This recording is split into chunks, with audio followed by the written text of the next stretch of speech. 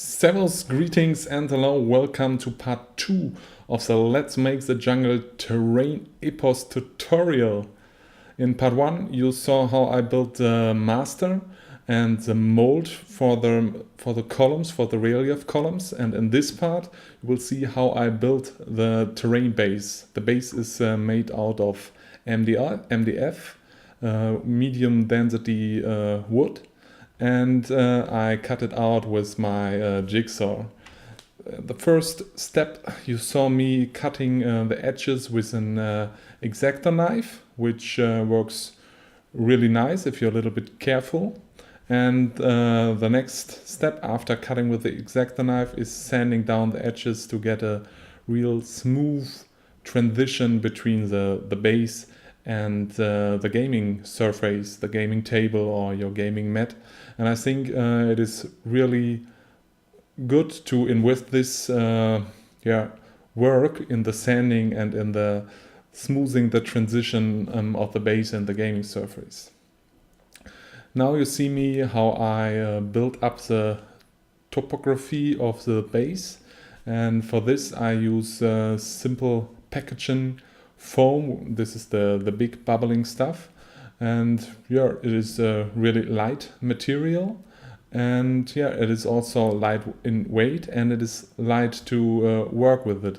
And for this purpose you do not need hard foam. I glue it to the wooden base with PVA glue, simple wood glue, and to get a better bound between the foam and the wood, I sanded it with a rough sanding paper. I think sanding grip 80 or something like this, just to give it a better bound between the two materials. Yeah, and wood glue is really nice because it gives you a little bit of play time. Alternatively, if you want to work faster, hot glue is also a really nice medium, a nice gluing material for this job. And because I use the wood glue and it needs some time to harden, I put a weight on it. This is my plaster box, and so it do not warp, and you get a really nice bound between the two materials. Now I use the X-Acto knife again and curved the edges of the topography of the slope, and afterwards I use sanding paper to give it a fine sanding and to make the surface more smooth and to model out some varieties in the slope. And yeah, it's a little bit kind of a mess, and you should protect your lungs, and yeah, because there is a lot of dust and the small particles from the foam are not really good for your health. So always safety and your health always come first. So cleaning up your working space is also important, because you get rid of all the particles and all the mess, and you have a clear and plain working surface. This is important because you want to place your models plain on the working bench. Now it's time to see how I place these relief columns, and I decided to have two intact ones and one that is broken into parts over the years, over the thousands years or whatever. And the columns are made from Stevaline, which is an like dental plaster, and this is really hard, but you can model it with an old clipper and with an X-Acto knife, and can sand it down, and you will always get nice cracks and surface modeling which looks much more realistic than the surface. If in comparison, when you cut foam, it never will give this stone crack effect as if you cut into plaster or something like this. I also use toothpicks to strengthen my bound to the base and the columns.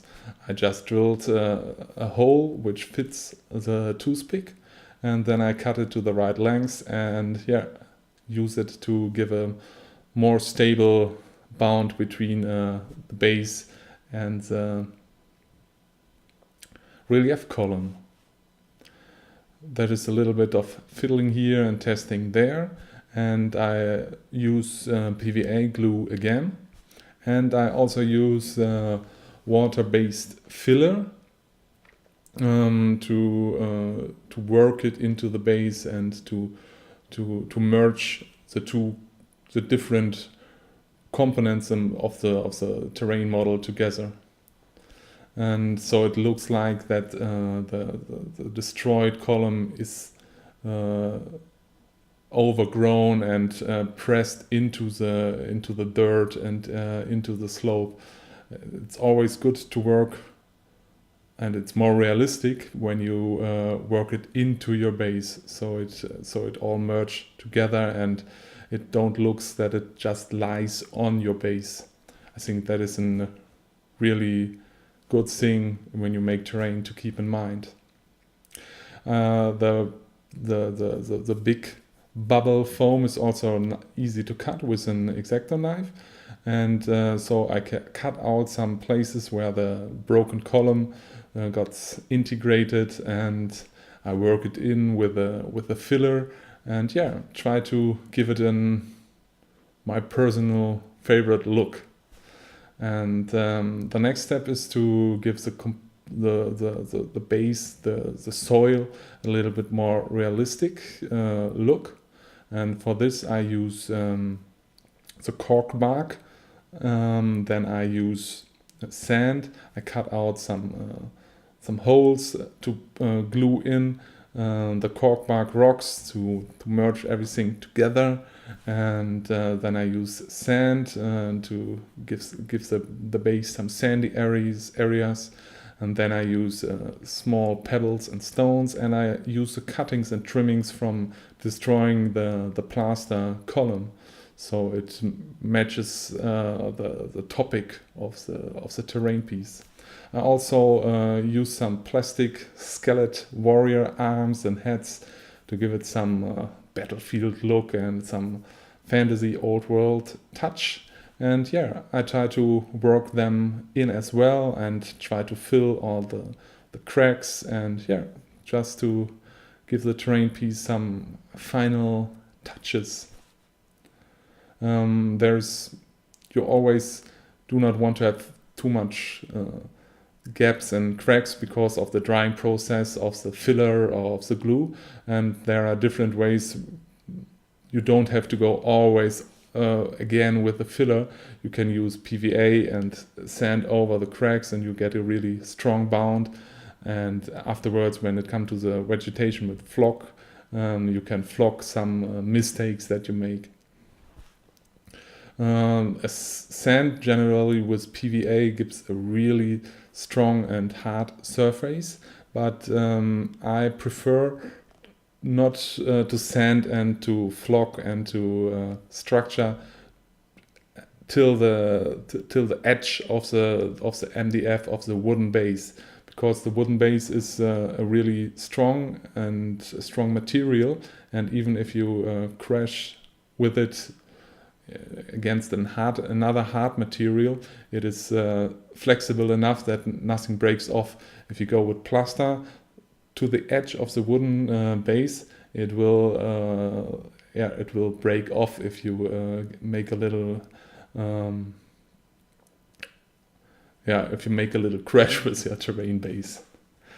And the last step is to overcheck it and to give it a additional sand, and I want some sand areas, some areas where it's soil, and then areas where are parts from the ruins, and I got some of the relief plates that I sculpted for the project.